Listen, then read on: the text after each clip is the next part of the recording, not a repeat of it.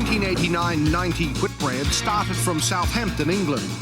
The course was down the Atlantic to Uruguay, then through to the roaring 40s and into the gales and icebergs of the Southern Ocean, to Fremantle, Western Australia, across the Tasman Sea to Auckland, New Zealand, then back to the Southern Ocean to round Cape Horn and return to Punta del Este.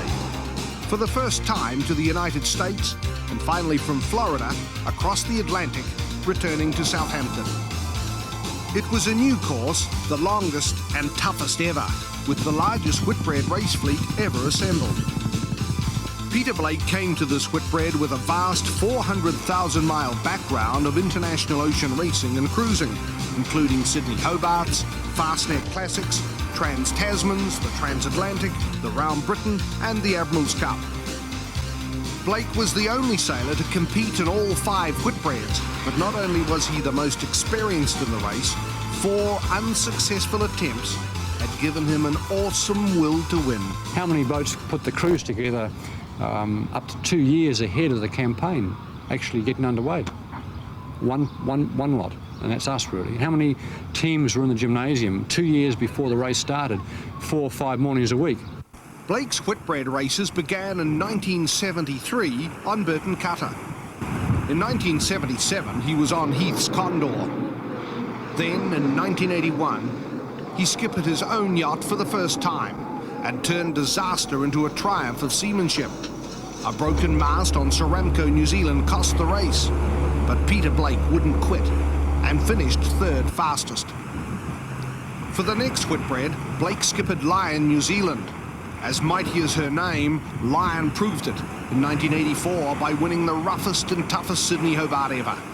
But the 1985 Whitbread produced only one major gale, so Lion's great strength wasn't the advantage it could have been.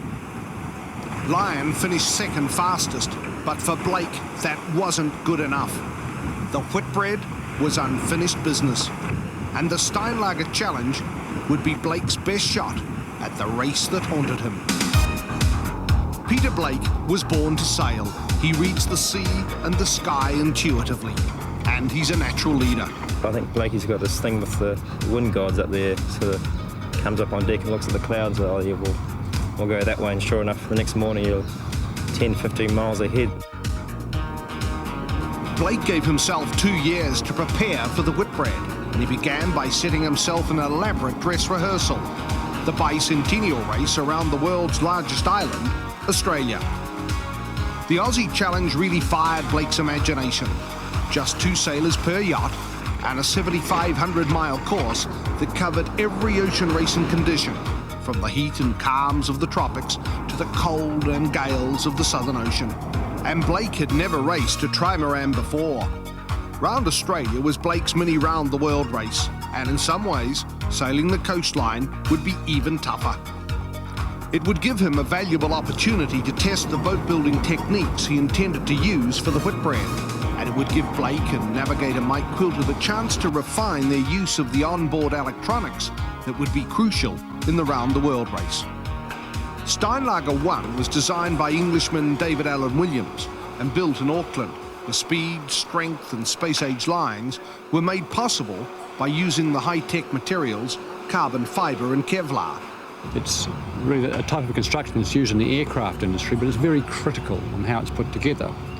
If you do it right, the results are that you get a hull which is perhaps no lighter than the equivalent construction of the rest of the boats, but it's 15% stronger.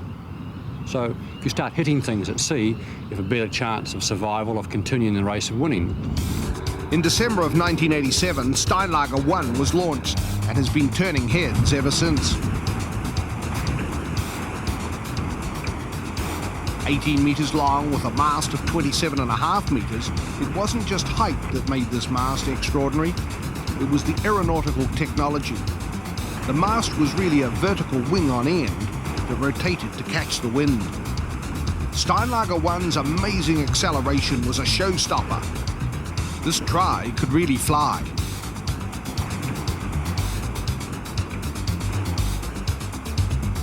In fact, it could fly so well that even in a moderate breeze on Auckland's Hauraki Gulf, Mike Quilter could water ski behind.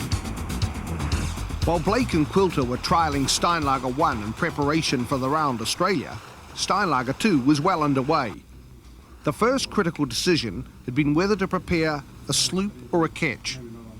Blake chose a ketch, and as a consequence, throughout the challenge, he found himself facing not only the hardships of the ocean, but a concerted campaign by some of his competitors to undermine him and discredit the ketch concept. But Blake was still convinced a ketch was the best option. Anyone who's done any sailing at all, where there's a lot of reaching and running, where the wind's from the side or from behind, where you can get the spinnakers up and the mizzen staysails up, knows that a ketch is faster than an equivalent sloop. Why didn't the other people look at the ketch option? A, they didn't have the experience. B, they didn't do the homework properly. So this combination of masts and sails, to me, is the logical combination to have.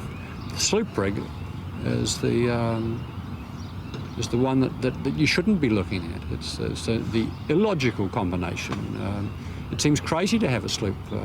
For sponsor New Zealand breweries, Blake's decision was expensive.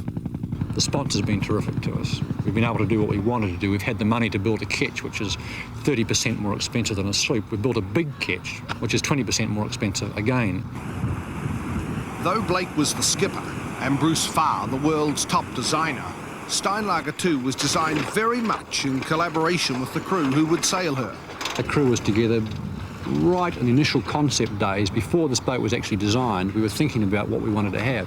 During the design stages, the guys were part of it and helping lay the decks out, helping design the overall planning of the boat. Not just letting the designer have carte blanche and we did what he wanted, we got what we wanted. It's a personalised boat. And the rest of the crew helping make those decisions, they're not just yachtsmen, they're good thinking guys, you know, and they've been around the world before, and online New Zealand mostly, been involved in America's Cup campaigns. And we've tried to bring all that experience to bear rather than just me saying, well, we're going to do this and that's it, you guys. If you don't like it, you can take a flying leap. The other New Zealand contender, Fisher and Paykel, made its plans to race a ketch public. But Blake was so determined to win, he decided on secrecy and, in fact, a campaign of misinformation.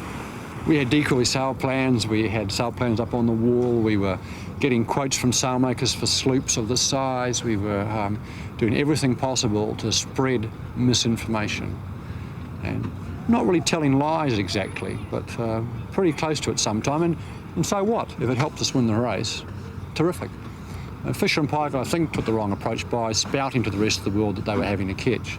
Although how many people took notice of it? There was only one ketch being had from New Zealand, so what? The other New Zealanders who were pretty experienced were having a sloop. Kept people feeling comfortable. As soon as they found out we were having a ketch, it was too late. In July of 1989, just 3 days before the start of the Round Australia race, Blake secretly flew back to Auckland to make a final decision on construction problems besetting Steinlager 2. Working right at the leading edge of technology, there was always the potential for major setbacks to occur, and they did. So it was decided to start again. $1.5 million of partly built boat was abandoned and buried to ensure no one worked out it was a ketch. No one had really tried to build a large boat using an oven 100 foot long and 22 feet, 25 feet wide and 12 foot high, computer controlled. We tried it on the trimaran, it worked very well. There were a few modifications made to the system for the first Steinlager 2 hull. It didn't work. We went back to the original system, it worked perfectly. On the 8th day of the 8th month, 1988, the Round Australia race started, and right from the beginning, it was a battle with the elements.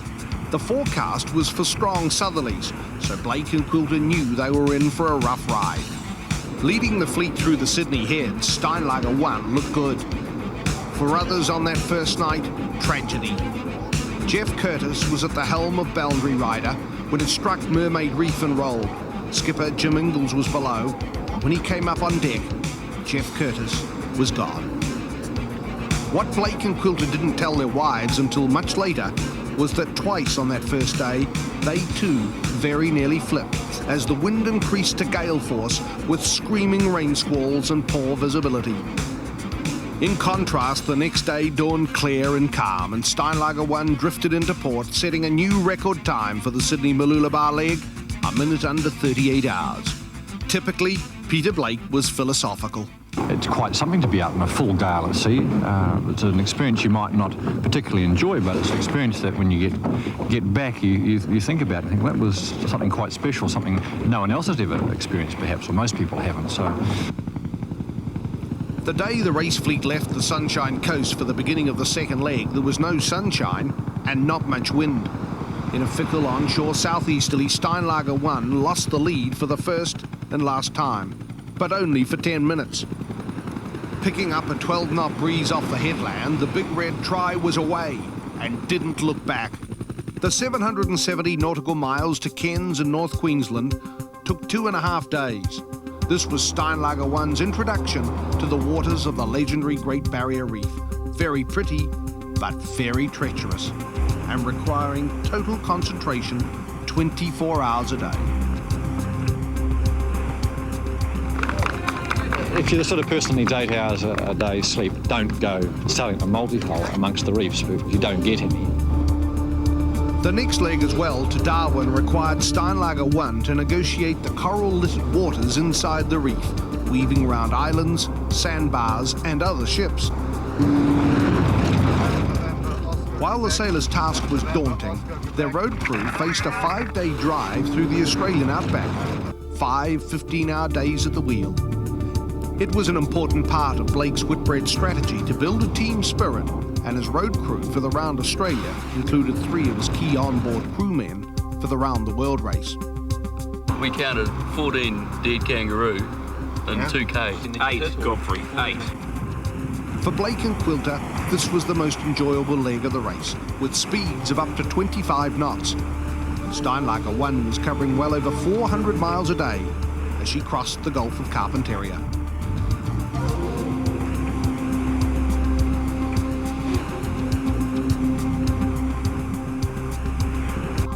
The next leg, the 1,800 miles from Darwin to Fermantel, was quite a different story. The days seemed to drag on forever. At times, Blake and Quilter could have just about walked as fast. Steinlager 1 was averaging only 7 knots. It took 10 long, hot days to crawl across the Timor Sea and down the Indian Ocean.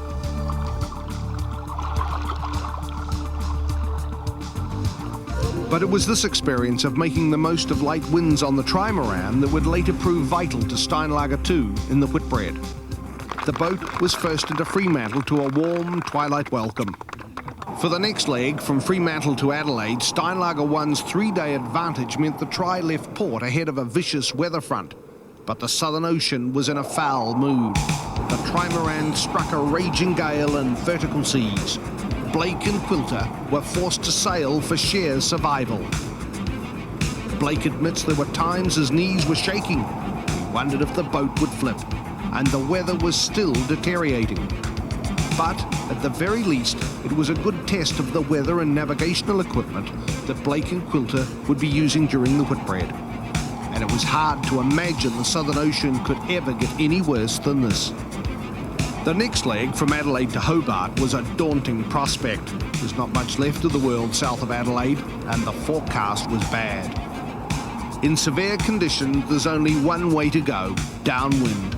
So Blake and Quilter had to head well out to give themselves plenty of room should they need to run with the weather. And if that wasn't traumatic enough, Blake had to come to grips with turning 40. Then from Hobart to Sydney via Melbourne, with a comfortable lead and a mere 800 miles to go, Steinlager 1 struck another raging gale and had to duck and dive around islands for shelter. Finally, in more clement conditions, after a marathon 33 days, Blake and Quilter had won the race around Australia, and a lap of honour was out of the question. Ironically, just 2 days into the journey home from Sydney, the try lost a chunk of one float. It broke off and drifted away. But Steinlager 1's job was done in Peter Blake's preparation for the 5th Whitbread. If we hadn't had Steinlager 1, we wouldn't have won. We wouldn't have had this boat. We wouldn't have had the same thinking about it. We wouldn't have put the project together the same way. I don't think we would have been successful. It was ultra critical to the whole race. Back in Auckland, Steinlager 2 was nearing completion. On December the 12th, 1988, Big Red began her journey to the sea. At 25.5 metres, Steinlager 2 was the longest maxi yacht in the world. The naming ceremony was a festive occasion, and for the first time, Steinlager 2 and Steinlager 1 were seen together. Lady Myers christened the new contender, and Steinlager 2 joined in the party under laserlight. Peter Blake didn't waste any time getting out onto the Hauraki Gulf to begin months of intensive trialling.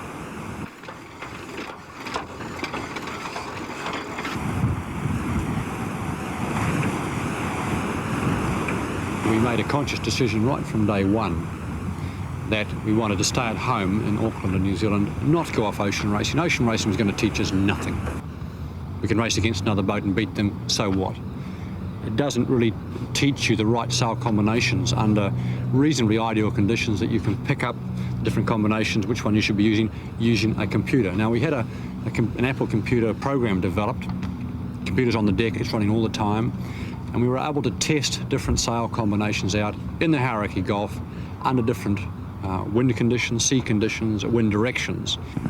Steinlager 2 was a radical break from ocean racing convention. Rigged to carry more sail than any of her competitors, Steinlager 2 was the first fractionally rigged ketch to be built for modern ocean racing.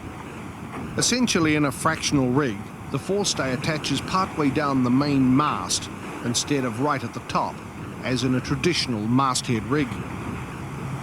Month after month, sail after sail was tested, refined and tested again, and Blake found conventional sailmaking designs of little use. What sailmakers have designed sails for the back part of this boat?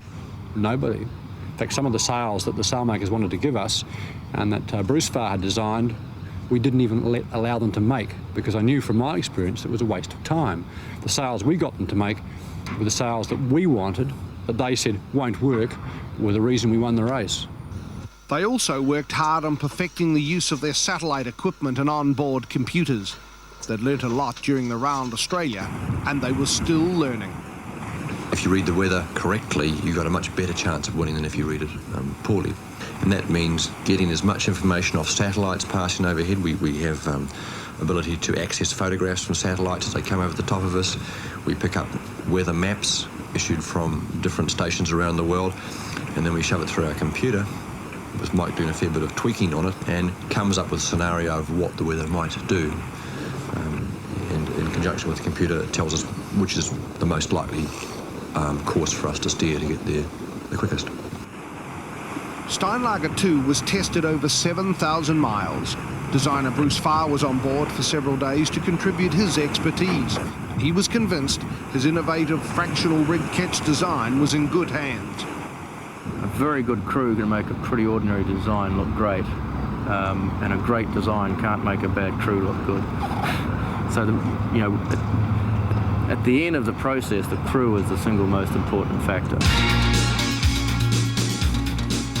The 15 crew were all New Zealanders, a new generation of professional sailors. Ocean racing is what they do. It's their living, it's their life, and their combined experience is vast. 9 had sailed the Whitbread at least once before, 5 had sailed in the America's Cup, 5 were in the winning Admiral's Cup team in 1987, and others helped to win the World One-Ton Cup and the Kenwood Cup. To race the biggest maxi yacht in the world with the smallest possible crew, Blake set up a 3-watch system. Watch captains head the teams that take it in turns to run the yacht. The more people we have on the boat, if we have only 2-watch system, the heavier it gets, the more food we have to have on board. So it's split into 3 watches. There are only 4 people on the boat, on the deck of this boat most of the time, unless you have a problem, need to do some sail changes. Then you then haul a further 4 people up. So straight away you've got 8 people, plus myself, the skipper, the navigator, and the cook, so we've got 11 people at least leaving the other guys fast asleep. They never get disturbed once they're in their bunk. Don Wright, rigger, helped maintain the complicated fractional catch rig on Steinlager, raced and cooked his way round the world on Lion, New Zealand. Space and weight-saving consideration meant Steinlager 2's cook would have to work under the limitations of having no freezer and no oven. So much of the food was freeze-dried and sent ahead to the Whitbread ports of call. Sheehan was also responsible for organising the loading of spare parts and other supplies for each leg. These were Oh, it's just so much fun. It's like a rugby trip. It's like a rugby tour on a bus for a year, though. But I haven't found a better thrill than surfing, you know, on a maxi boat. It's the greatest thrill I reckon I've ever experienced is in the Southern Ocean, going down a wave, doing about 15 or 18 knots, and then another wave opens up in front of you and you're off. Let's go. Blake was confident he had the best crew in the world. I think without a doubt, the best crew for this sort of sailing around the world or for any other sort of sailing. Probably the nicest thing about them, apart from the fact they've got an enormous amount of experience, is that they all have the attitude they want to win. And they'll do anything to achieve that aim, and they're all really nice guys, and they're having a lot of fun doing it. You know, they go out together, they visit each other at their houses, they're all best friends, and I think you can't better that whole setup. It's really marvellous, and I'm really appreciative of having such a bunch around me.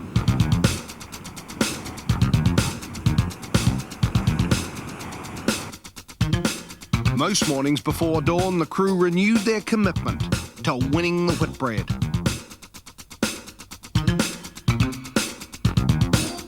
Fitness programs were professionally prepared for each crewman, and no one was exempt. It's hard to get some of these guys to go and have a holiday, really. They'd rather be at the office because whilst it's work, it's the type of work that they really enjoy doing all the time. They want to make the boat go faster. They want to prepare properly for what is going to be a very, very long race, a very hard race. There's only one way to do that, and that's properly, and they're all into doing it that way. In July 1989, Steinlager 2 was shipped to England for the final Whitbread preparations. Ever the master tactician, Blake had steadfastly ignored opportunities to race the catch, preferring sea trials. But in the last month before the Whitbread, he took on the Fastnet. Fisher and Peichel had a good lead at the halfway point, but Steinlager 2 ran her down in what was a forerunner to the duels they would have in the Whitbread. Big Red won, but in some ways, Blake regretted it. The Fastnet race showed our main opposition, which was Fisher and Peichel, that they had big areas in which to develop their boat, that they were very slow in some areas, that some of their sails were no good. They wouldn't have found out otherwise. They then went on and developed sails much the same as we had. They learned from us more than we learned from them, and they got faster. If we hadn't done the Fastnet race, I think we would have won this round the world race much easier. Predictably, Steinlager's win attracted trouble from the establishment. Quite a few things that we did on these boats there were no rules for. And it wasn't until we did them that someone sort of turned around and said, oh, hang on, we better make a rule for that, and they made it the opposite of what we'd done, which we didn't think was very fair either. And I think if we hadn't done well on the Fastnet race, they mightn't have worried at all.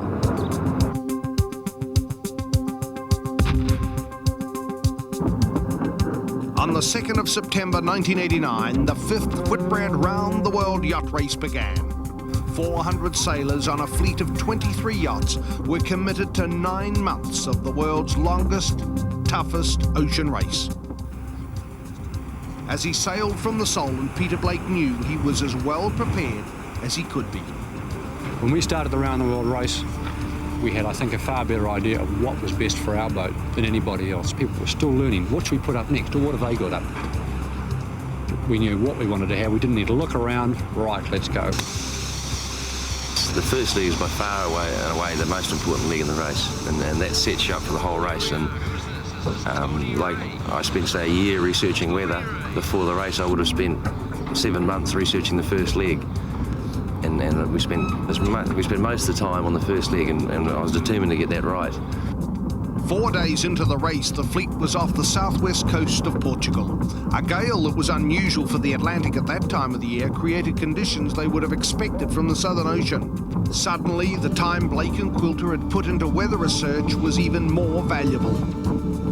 We know we were receiving weather maps from America, but no one else was getting. They hadn't done their homework. They hadn't researched the weather map book to pick out what maps were available. And the maps we were getting were not in the normal listing. They were somewhere else. The rest of the race fleet responded to the weather by heading south. Peter Blake had a gut feeling they were wrong.